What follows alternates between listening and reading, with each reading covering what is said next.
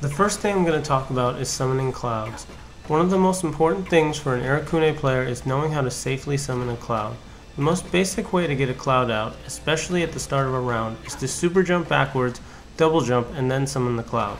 Because Arakune's jumps are so high, most characters cannot stop him from doing this. What they will try to do, however, is punish him as he comes down. So as Arakune, you will want to be creative and use his down A, B, and C dive moves, as well as his forward A, B, and C horizontal spike moves to mix up how you recover from the cloud. Don't forget that after the dive move lands, you can hold left or right to teleport and further confuse the opponent. Now the important thing to remember is not to be too predictable with how you summon a cloud. The double jump method is very effective, but if you are too obvious with it, some characters such as Nu, Lychee, or Telkaka will punish you for it. So some other ways you can summon are while you are hiding behind your 4D bell bug, or after you hit someone with standing A into forward B, or whenever you've created enough space. Be creative and mix it up.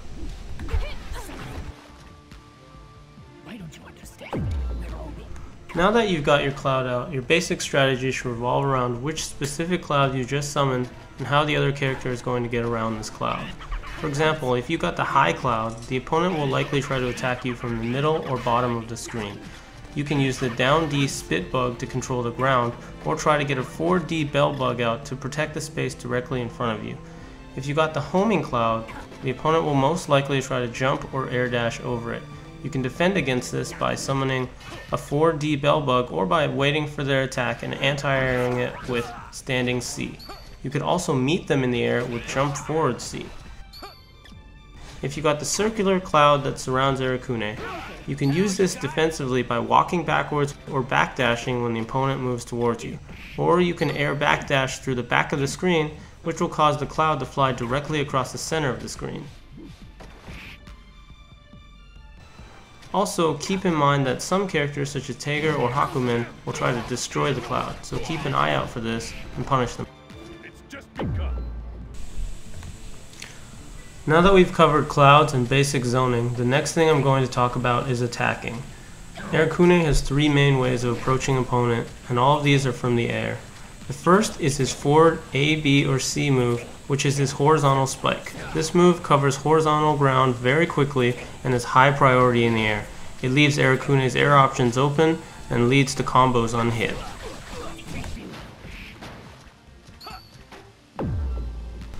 Next is his down A, B, or C dive move.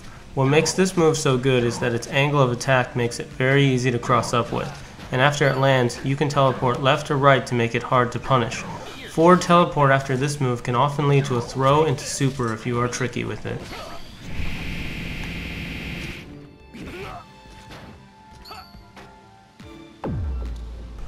Arakune's third approach is his air dash cancel. The air dash cancel basically changes the trajectory of his air dash from a horizontal forwards direction into a down forward diagonal direction. The air dash cancel is performed by doing a forward air dash, then by holding back and performing an attack or barrier block. The most common attack to use with this technique is the jumping B spiky attack.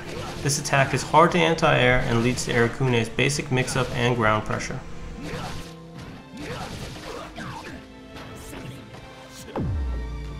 Once the opponent blocks Arakune's air dash cancel jump B attack, Arakune can now begin ground pressure and mix-up. Arakune has strong mix-up when he is in this spot. I will list some basic options, but you will want to be creative and come up with your own. First, Arakune can simply jump back into the air and do another air dash cancel jump B attack. Doing this repeatedly and mixing in a jump D ground bug attack creates a very effective high-low game. Both of these options lead to combos on hit.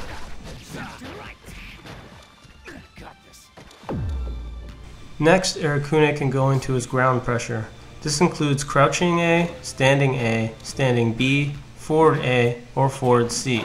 Standing A and standing B lock the opponent down and prevent him from jumping.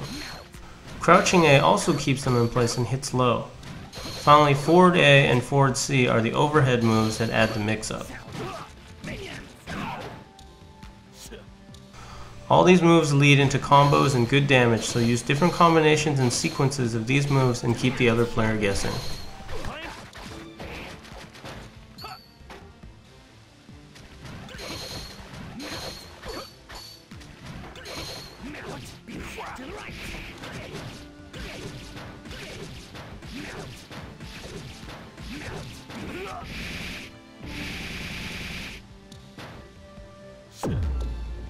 Finally, in the middle of all his air and ground mix-up, Arakune can simply throw the opponent.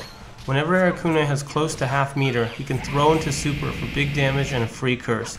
This makes even blocking a dangerous option for the opponent.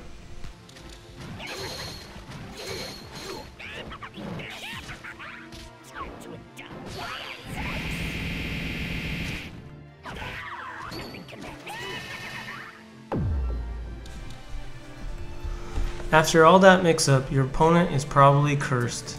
What this means is that Arakune can now summon 4 new bugs by negative edging or releasing each of the 4 buttons. A button makes a bug fly towards you from behind and above the opponent. B button makes a bug fly towards the opponent from above and behind you. C button makes a bug come from the ground, and D button makes a bug fly down and up in front of you in a U shape. All of these bugs hit once except the D bug that hits multiple times. Keep in mind that you can also hold forward or back when releasing a bug to change where the bug will go. Mastering control of these bugs is vital to every part of Arakune's game, especially his bigger combos, so make sure to practice this. And remember, the opponent will remain cursed until he hits you, he throw breaks you, or your curse meter runs out, so plan your strategies accordingly.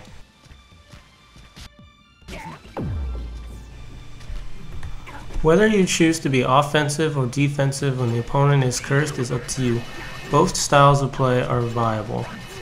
If you have the life lead, it's often smart to use the cursed bugs to lock down your opponent while you summon a forward D bell bug and another cloud. If you are behind or just feeling aggressive, you can also use the bugs to lock down your opponent or cover you while you move into attack. Which strategy is better really depends on the character you are facing and the specific player you are playing against. Just keep in mind that it is almost always in your best interest to try to recurse the opponent whenever possible.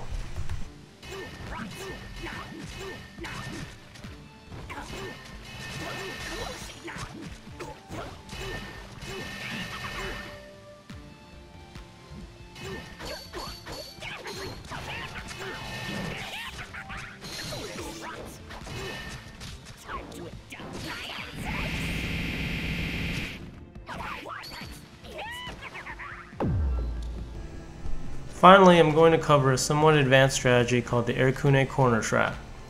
While playing as Arakune, it is often in your best interest to try to push the other character into the corner and get them cursed. Once cursed and in the corner, what you want to do is repeatedly spit at the opponent with the down D move. However, you want to be holding forward and down while doing this attack. What this does is cause your multi-hitting D bug to come down right over your opponent and keeps him from jumping. Now the key to the corner lockdown is that the multi-hit debug is summoned after every 2 times that you spit. Knowing this, what you want to do is spit twice, then press forward and D to summon a bell bug. The reason you do this is that the multi-hit debug will appear and lock the opponent down while you begin to summon the bell bug. Once the bell bug is out, you go back to spitting. Spit twice or 4 times depending on how you want to set up your trap, and then summon another bell bug. When you get used to this pattern, tighten up your trap by summoning A, B, and C bugs before, after, or while summoning your bell bug to really lock your opponent down.